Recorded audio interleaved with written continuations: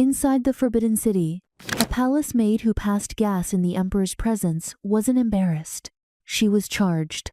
The legal classification was great disrespect, and the standard sentence was being dragged into a courtyard and beaten with heavy bamboo rods, a punishment that regularly proved fatal.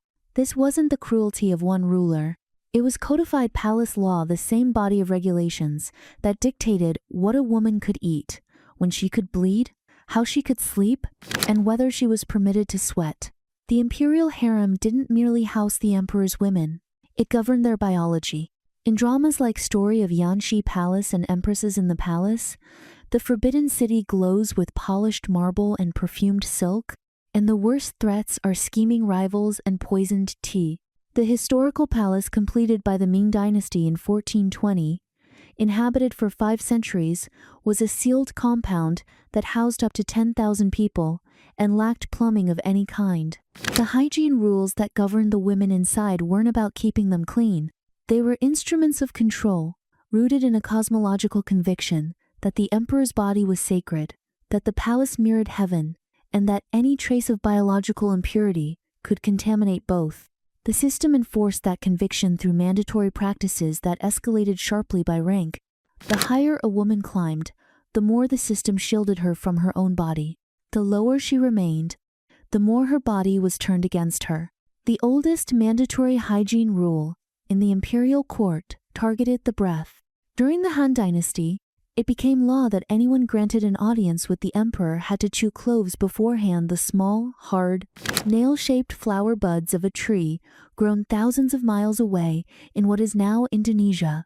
Biting into one released a sharp, near-painful burst of warmth as the bud's essential oils flooded the mouth, numbing the gums and overwhelming whatever the person had eaten that morning.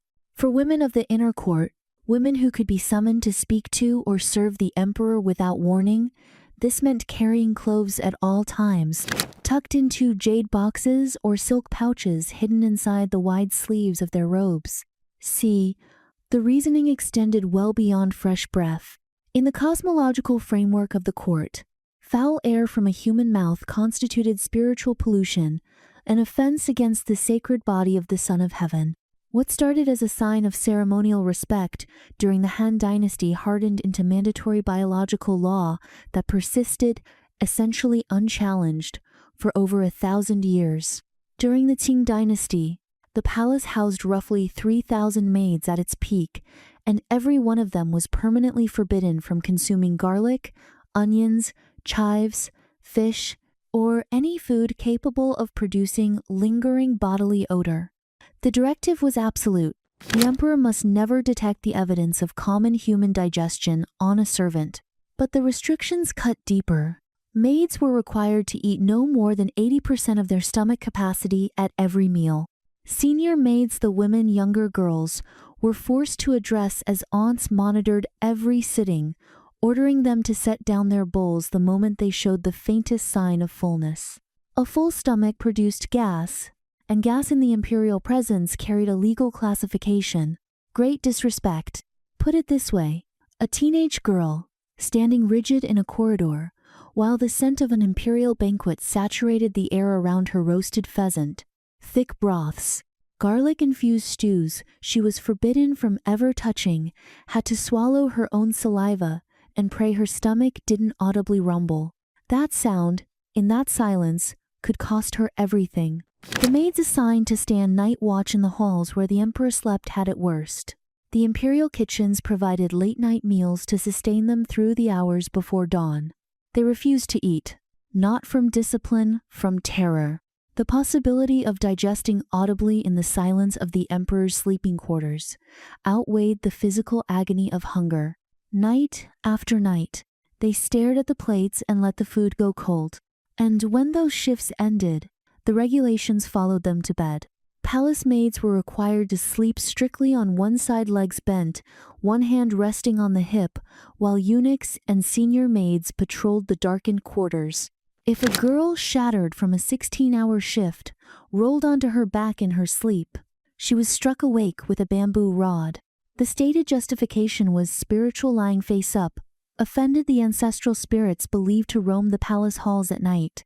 The practical result was a workforce permanently deprived of rest, food, and the capacity to resist anything asked of them. The Qing system offered one narrow mercy. Palace maids who survived to age 25 were legally discharged, but many who walked out of the gates carried the damage with them: skeletal deformations from years of enforced sleeping positions, chronic infections from degraded hygiene supplies, and fertility problems compounded by a decade of state-mandated underfeeding. These rules had stopped being about hygiene long before any of these women were born. A woman's period inside the harem was never private. It was a tracked, cataloged, and politically weaponized event. The palace bureaucracy monitored the menstrual cycle of every woman eligible for the emperor's attention, part of a larger selection system that determined whose name appeared on the green tablet presented to the sovereign each night. The underlying belief was blunt. Menstrual blood carried chaotic energy capable of corrupting the emperor's sacred body. Allowing a menstruating woman near him wasn't treated as a minor lapse. It was classified as spiritual sabotage against the state. During the Han Dynasty, the system relied on visual markers. A menstruating woman was required to wear a gold ring on her left hand or have her face painted with red cinnabar pigment so the administration could identify and bypass her without a single word being spoken. A red cloth hung outside her chamber door served the same function. The resident was biologically off limits. Think about what that means for a woman fighting to maintain the emperor's favor. Rival consorts grasped almost immediately that this signal could be turned into a weapon. Bribed eunuchs would hang red cloths on the doors of favored women while they slept, so the emperor's procession would see the marker and pass them by entirely. A woman could lose weeks of access to the throne without ever understanding why. The consequences sometimes reached beyond court politics and into the dynasty's bloodline. Historical records describe how a consort named Chengji was menstruating on the night the emperor was scheduled to visit her chambers. Rather than reveal her condition and forfeit his attention, she dressed her personal maid in her own silks and sent the girl to the darkened bedchamber in her place. The emperor, heavily intoxicated, never noticed the difference. The maid became pregnant. She bore Prince a direct alteration to the imperial bloodline, triggered entirely by the absolute prohibition against menstrual contact with the sovereign. The prohibition existed to protect the emperor's body. It ended up rewriting his bloodline. By the Tang Dynasty, the physical management of bleeding had been formalized into a garment. The menstrual belt, or yue shidai, a cloth pouch sewn shut on 3 sides and packed with finely sifted plant ash. The ash absorbed blood on contact, desiccating the moisture and trapping it in powder. Effective and merciless. Plant ash is highly alkaline and pressed against sensitive skin for hours at a time. It leached moisture, caused microabrasions, and ground raw welts into the inner thighs. As the day wore on, and the ash absorbed more blood, it clumped and hardened into rigid masses that dragged against the body with every step. The belt was not disposable after each use. The ash was emptied, the cloth scrubbed by hand in boiling water, dried over charcoal braziers, and repacked with fresh material. For women who couldn't secure enough clean cloth or properly sifted ash, the cycle of reuse bred chronic infections that no physician would treat. Male doctors were forbidden from closely examining palace women, and so the damage accumulated quietly across years. Traditional medical doctrine compounded the burden. Because court physicians classified bodily fluids as the mother of blood, a menstruating woman was viewed as being in a state of active depletion.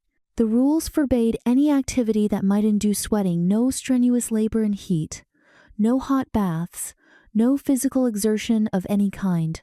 From the first day of her cycle to the last, she was expected to remain physically still. The concern was never her well-being.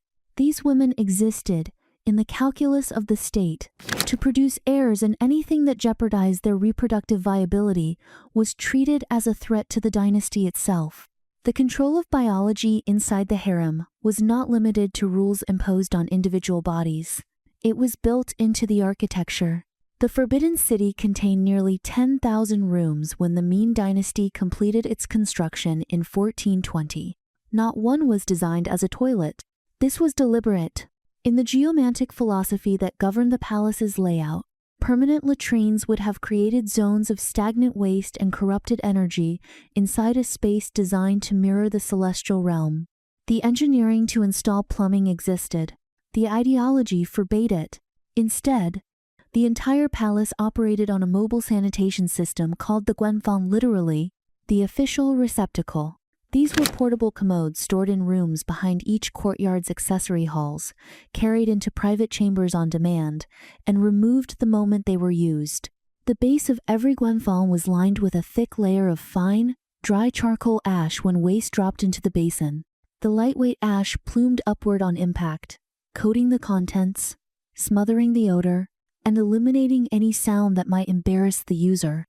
Every day, every ounce of human waste produced by thousands of palace inhabitants had to leave the compound. Sealed wooden carts loaded with ash-covered refuse were hauled along designated routes through the Forbidden City's golden corridors. Before dawn, a daily excrement caravan that passed through the same courtyards where the Forbidden Civil Emperor would hold audiences hours later. The illusion of divine purity held only if this invisible army finished its work before sunrise. For the highest-ranking women, the Guanfang transcended its utilitarian function entirely. The one used by Empress Dowager Cixi was carved from solid sandalwood into the shape of a gecko, an animal associated with good fortune. The wood emitted a rich, continuous fragrance that neutralized odor before it could form. When she required it, her personal eunuchs carried the Guanfang into her chambers, balanced on their heads a gesture of total physical submission. Her complete bathroom routine required 28 dedicated attendants, each with a precise, non-overlapping role. Some positioned silk cushions, others managed the incense, others regulated the temperature of silver wash basins, and others handled only the toilet paper. That paper was manufactured through a process that bordered on ritual. Palace maids cut sheets of fine white cotton paper to exact dimensions, then misted each sheet with water atomized so finely it was described as thinner than fog. The dampened paper was pressed flat with a cloth, then ironed twice with a heated solid copper iron. Here's the thing, the double ironing had nothing to do with sanitation. It was about friction. Paper with raised fibers was deemed too rough for royal skin, while paper pressed completely flat lost its grip. Only sheets whose microscopic fibers had been heated and aligned to a precise degree of softness, smooth without being slippery, met the standard. At the height of the Ming Dynasty, the court ordered 720,000 sheets of toilet paper in a single documented year. The discarded waste accumulated at its designated disposal site in such staggering volume that palace workers named the mound Elephant Mountain. In 500 years of continuous imperial habitation, only one emperor broke the zero-toilet rule. Qianlong, out of extreme filial devotion to his aging mother, ordered the construction of 3 permanent toilets inside the Palace of Longevity and Health exclusively for her use. 3. In half a millennium, Cixi sat atop carved sandalwood, while 28 women coordinated around her body. 3,000 palace maids in the same compound managed their cycles with alkaline ash, slept in regulated positions on brick platforms, and chose starvation over the sound of their own stomachs. The gap between the summit of this system and its floor was never a matter of comfort or title. It was whether the architecture of the palace acknowledged you had a body at all. Every one of these rules served a single function: erasing biology from the emperor's world. When the Qing dynasty collapsed in 1912 and the servants were expelled, the Forbidden City became functionally uninhabitable within days.